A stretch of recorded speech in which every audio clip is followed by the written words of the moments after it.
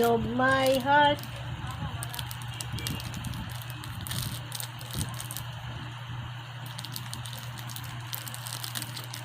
Ito guys, oh.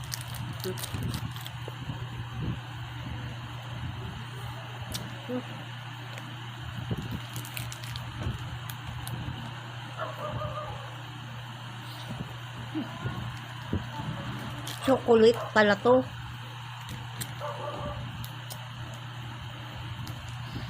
Madalas akong kumakain nito para sa aking fruit dito. Yung sabi nila, wag ko raw takasan itong mga malamig.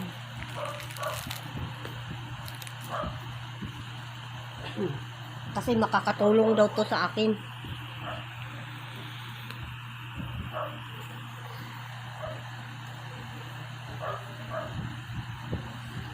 Ang sabi ko, kakain na ako araw-araw niya kung mayroon akong pera. Pero pag wala,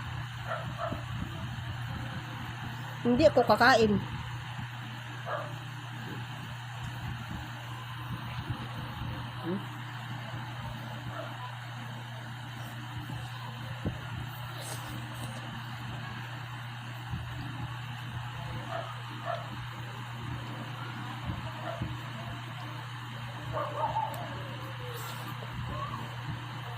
Alam ko mayroon mga taong galit sa akin.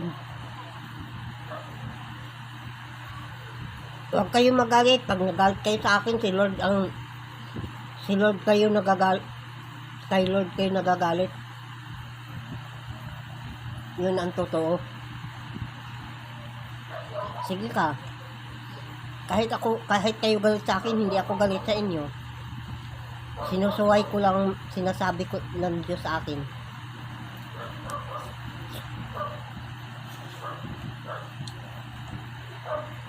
At saka yung magsasabi na hindi totoo ang aking sinasabi, malalaman natin yun.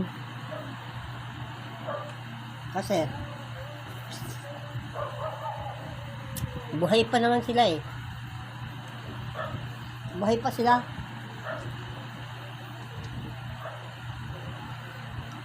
At ang sinasabi kong amo,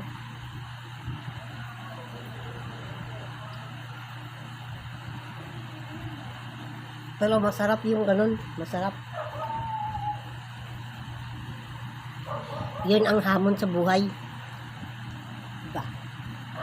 Gusto ko yun.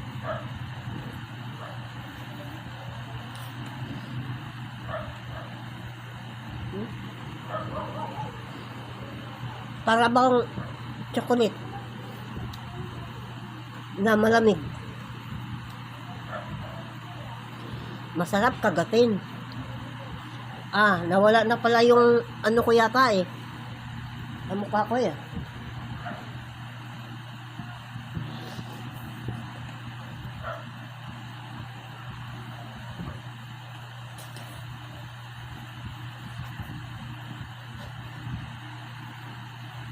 Dapat bilisan ko lang kumain.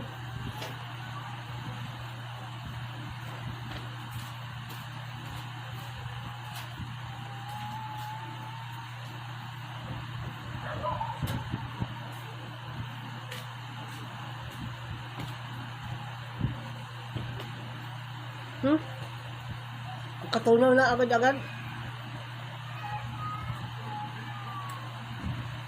Alam mo, pag mahilig kayo sa ice cream, ganito.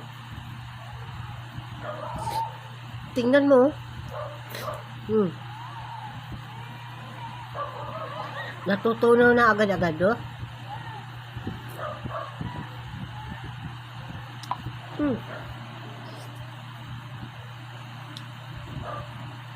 Ganyan ang pag-ibig, tunaw. Pagka i-apply natin to sa buhay natin, tunaw.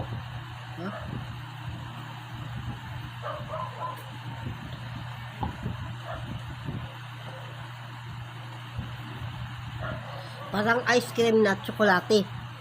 To. Tandaan natin na hindi lang tayo dapat matamis tayo ng umibig. Nagkalat na. Ang bilis pala.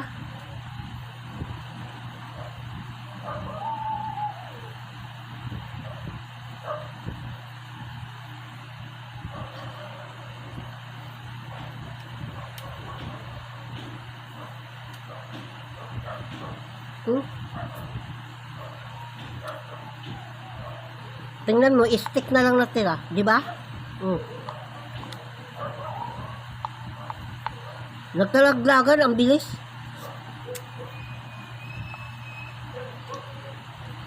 Thank you sa inyong pagmamahal na parang ice cream, no?